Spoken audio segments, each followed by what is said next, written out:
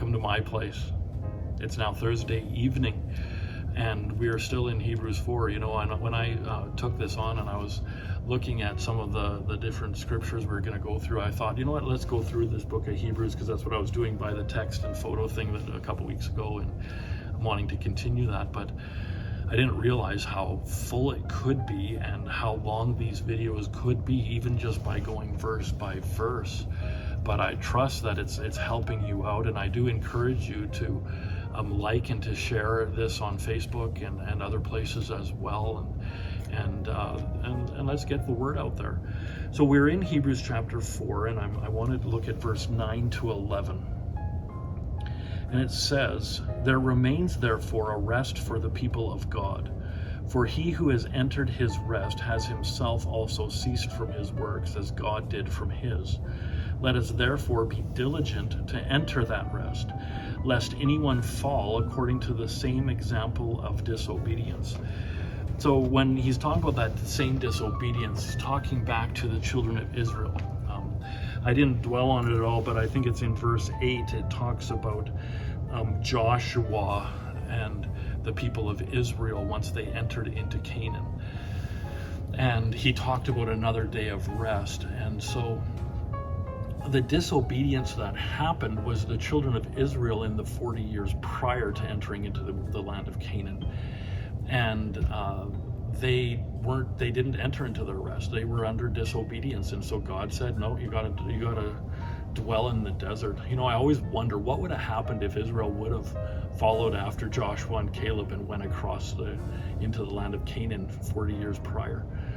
Some people say that God directed the children of Israel into that land of the wilderness, but he didn't. He wanted them to go from Egypt to Canaan, and he didn't want them to do that, but because of their disobedience, he caused them to wander in the desert for a while. Well, when we can enter into God's rest, that means that we rest in God's work, and that's when we can truly rest. Some may think, like when you think on resting, we all think on the whole Sunday afternoon naps. So I don't know if you take a Sunday afternoon nap, but that's just what comes to my mind, because Sunday afternoons was growing up, that's when people took their naps. It was after church, and you have a big dinner or something like that, and then you take a nap. And that's what people think towards when they think of entering into rest, that it's if you forgo my analogy here of getting up into heaven and having resting our heads on a cloud and with a harp in hand and playing it, and that's our rest. Well, that's not what it means. That's not it at all. It's not that type of rest. It's not putting our head on a pillow and sleeping. It is a trust and a peace that we have in God for the things that he has done. We can go through our lives doing everything we do with peace and no anxiety at all. There's a lot of people that have anxiety, and it's usually over the what do I do now scenario. I know a lot of people who fret over making the right decisions and questioning whether they are in the will of God, following after God's will.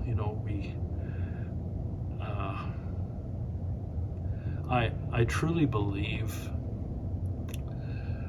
that sometimes we spend too much time praying for God to move on us to do something than we do actually just getting up and doing something. The Bible tells us that whatever you do all to the glory of God. And God's blessings do include putting our hands to something and seeing it be successful. When he says, whatever you do all to the glory of God, I have to ask this question, and I ask it of myself too. Do you trust God enough to allow yourself freedom to do whatever? I know it's a different way of looking at it, but when you can rest in the whatever, knowing that God is in it, then you can truly rest. When he says whatever you do, he doesn't say whatever you do that's in the will of God, do all for the glory of God. He doesn't say whatever you do, make sure you get your directions from the Holy Spirit. Yes, we're supposed to do that. But at the same time, we need to just be active, resting in the fact that God is with us. And that's what I think it's Samuel told Saul, King Saul, back when he first started. He said, do whatever you put your hand to, because God is with you. And so that's what I encourage you today. You know what? Ask for the Holy Spirit to guide you. But even when he's silent, just do something. But whatever you do, do it to the glory of God. Whatever you speak it to the glory of God. You know, we talk a lot about, even in the preaching circles, you know, oh, what is God wanting to say right now? What is God wanting to say? You know, maybe he's just wanting you to speak. And yeah, it's such a different way, and I don't know, I hope that you understand where I'm coming from on that, but you know, do it. Just do it. Love that commercial from Nike back in the 80s and 90s. Just do it. And I encourage you, God is with you. He will find success for you. You just have to step out. So God bless you richly. I pray that you will be taking these things and dwelling on them and meditating on them. I'm hoping that I don't cause you lack of sleep because you're thinking too much on it.